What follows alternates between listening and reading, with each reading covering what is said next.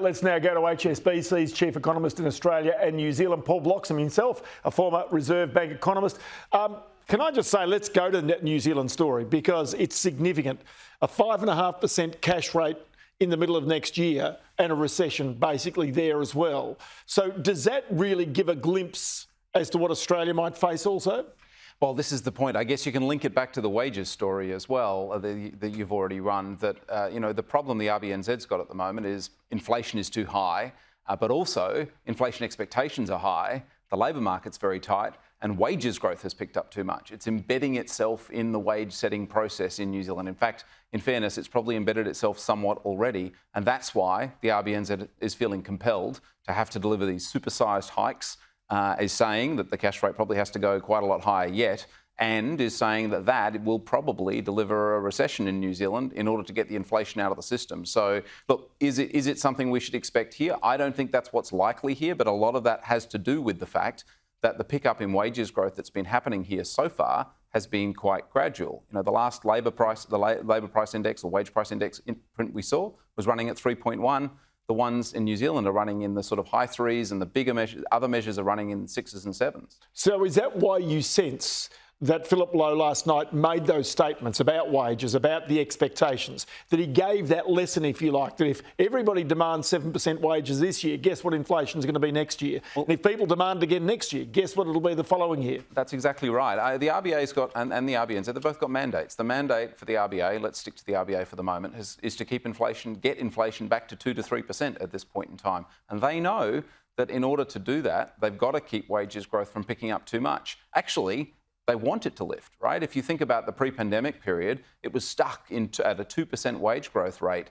And what the RBA had been saying repeatedly through that period is they need wages growth to lift to 3 to 4% to be consistent with their inflation target. What they don't want, though, is it to lift to 5, 6 and 7%. And if it gets there, then they're going to have to lift interest rates even more aggressively, like we've seen in New Zealand, and they are probably then going to have to deliver a bigger economic downturn. OK, so that being said, why would it be? What's the justification for the RBA raising rates by 0.25% when you can see that the RBNZ is going by 0.75%? They're going so aggressively, so fast. And the RBA here quite clearly looks modest in comparison. Well, I think this is the major difference, right? The major difference is wages growth New Zealand has had higher inflation for longer, right? Inflation picked up earlier in New Zealand. It has embedded itself more quickly in wage setting, and wages growth is running too high for the inflation target in New Zealand. So they have to lift interest rates to slow the economy down even more, as they say, probably to deliver a recession, to get the unemployment rate to rise, to get wages growth to come down. Here, wages growth has picked up more slowly, partly because of the enterprise bargaining system, partly because inflation arrived later here.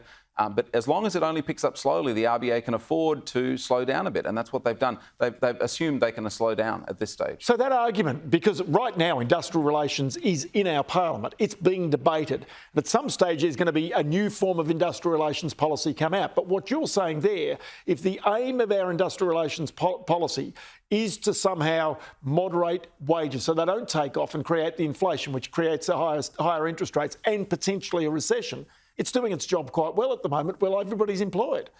That's right. We need wages growth. Again, I reiterate, we need them to pick up. I think the RBA has been saying that as well. Well, they need to pick up from rates of 2% to 3 to 4%. And 3 or 4% would be consistent with their inflation target. But if they start running at the rates of inflation that we've got at the moment, and that becomes embedded, the RBA has to lift interest rates even more, and we may have a sharper cycle, a bigger rise in interest rates, a bigger fall in house prices, a bigger decline in the economy. And it looks, unfortunately, as though New Zealand has not avoided that. I was going to say, so they all talk about the narrow path that they're on right now. And obviously that implies that if they make a misstep, they're into recession. Where does Australia and New Zealand stand on that path right now? Well, I think New Zealand is at the point where they cannot just focus on that narrow pathway. They have to focus on getting inflation down. They've fallen off it, haven't they? They've fallen off the path. They've fallen off the narrow pathway. Well, they've diverged off the narrow pathway, whereas I think there's still a chance that the RBA can stay on that narrow pathway. The other thing that's going to help them out, both of the central banks actually to a degree, I think there is a disinflationary force coming from abroad. Shipping costs are down, Manufactured goods prices are down. US CPI surprising to the downside. I think, and there's a global downturn coming through next year too. I think that's going to help both of these central banks out. But I think the RBNZ can see, it's got a much, much bigger risk at the moment of a wage price spike. Okay, so backtrack to what we said earlier about Qantas, that it's seeing right now record profits. They're seeing sales coming through the door. The business is flying. You've got retail sales, record levels for the past 9 months in Australia. Now, that says consumers aren't feeling these price increases, that they're continuing to consume. Well, there's a couple of things going on. I mean, one of the things that's affecting the travel industry in particular is people haven't travelled for a while, so a couple of years. And so they're actually, there's a sort of pent-up demand that's flowing through for that particular service. I think that's a factor. And that story sort of carries out beyond just travel, to things like theatre tickets and sporting tickets and going to restaurants. But aren't all these rate rises and price hikes, they're a brick wall out in the future somewhere that consumers and businesses are going to smack straight into? Well, this is it. So the RBA needs to keep lifting interest rates until they've convinced the consumer to slow down. And that's what they're going to do.